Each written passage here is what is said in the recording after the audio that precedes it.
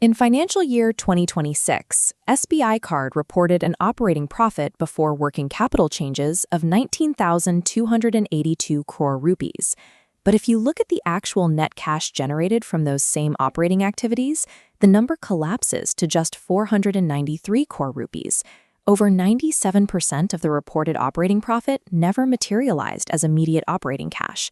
When a company's cash flow diverges this drastically from its profits, the immediate assumption is an accounting error or a liquidity crisis.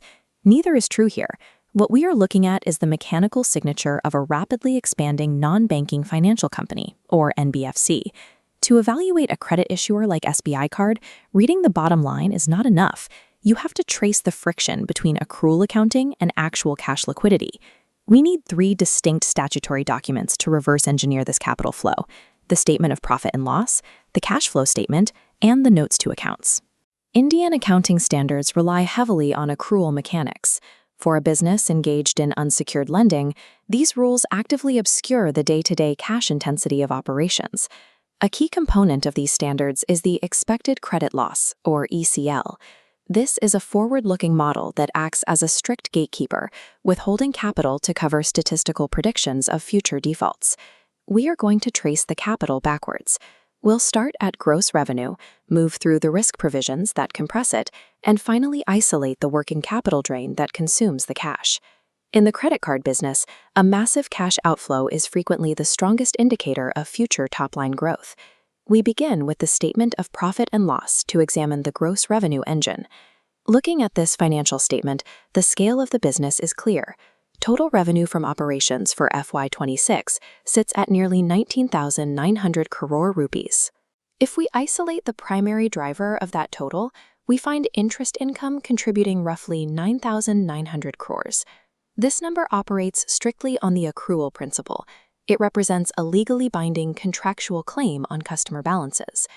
The revenue is recorded here regardless of whether the actual cash has settled into SBI Card's bank accounts today. To see what eats into that accrued revenue, we have to look at the variable operational costs.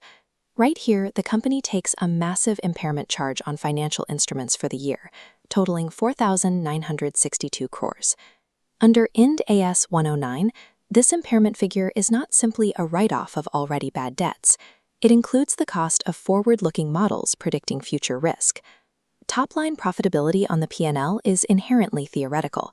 It is heavily gated by algorithmic predictions of future defaults, long before a single rupee of final profit is certified. A 5,000 crore impairment charge suggests significant risk. To understand if that's accurate, we have to investigate the actual underlying asset quality of the loan book. This note to the financial results reveals the gross non-performing asset percentage. The default rate actually improved year over year, dropping from 3.08% down to 2.41%. Despite this shrinking default rate, the company continues to hold a massive absolute balance in expected credit loss provisions, standing at over 1,941 crores.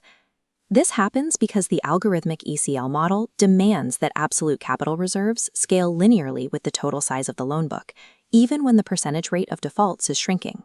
Furthermore, management has the authority to add discretionary risk buffers, called a management overlay, on top of the algorithmic baseline. Scanning further down to Note 18, we can see they applied exactly that, an additional impairment provision of 220 crores over and above the approved model. The stated rationale for withholding these extra funds is to insulate the balance sheet against an uncertain geopolitical situation. These two factors, the strict algorithmic base requirements and the discretionary management overlays, stack together to intentionally compress the reported profit. The P&L is being actively restrained by conservative risk provisioning. The goal is to build an impenetrable balance sheet buffer before recognizing profits. While ECL explains why the profits are compressed, it does not explain where the actual cash liquidity went. For that, we turn to working capital. Think of working capital like inventory. To achieve revenue growth, an NBFC must push cash out the door today as new loans. On the cash flow statement, we find working capital adjustments. Here is the massive cash outflow funding their expanding loan book, a drain of 5,902 crores. Subtracting this outflow leaves the final net cash from operating activities at just 493 crores. The mechanics are straightforward. They are draining their own hard cash reserves today to disperse credit to customers. This massive cash drain acts as a direct investment. It secures the contractual rights to the accrued interest revenue that will populate tomorrow's profit and loss statement. If operating cash is continually drained out the door to fund growth, how does the business actually remain liquid to pay its own bills? The gap between the cash dispersed for loans and the interest eventually collected must be bridged by external financing. Checking the regulatory reporting metrics in the annexure, we see the company's leverage. The debt-to-equity ratio sits at 2.79, showing they borrow heavily to fund these disbursements. However, we can evaluate their solvency by looking at the capital adequacy ratio, which is highly elevated at 25.47%. A ratio over 25% indicates a highly capitalized balance sheet, one perfectly capable of absorbing the systemic risk of this massive leveraged loan book. SBI Card operates exactly as a pure-play credit issuer should. It utilizes structured debt to fuel an aggressively expanding, highly capitalized asset base. We return to our initial paradox: 19,282 crores of operating profit, standing next to just 493 crores of actual operating cash flow. When you map the life cycle of a credit card rupee, the engine becomes visible. Borrowings fund cash outflows for new loans. Those loans generate accrued interest on the P&L, which eventually settles into equity to secure more borrowing. For an unsecured lender, negative or near zero operating cash flow during periods of expansion is a feature of the business model, not a bug. This aggressive, cash-intensive growth is kept entirely in check by the conservative, forward-looking ECL provisions and management overlays we analyzed on the balance sheet. A true financial analysis of an NBFC requires looking past the illusion of the P&L.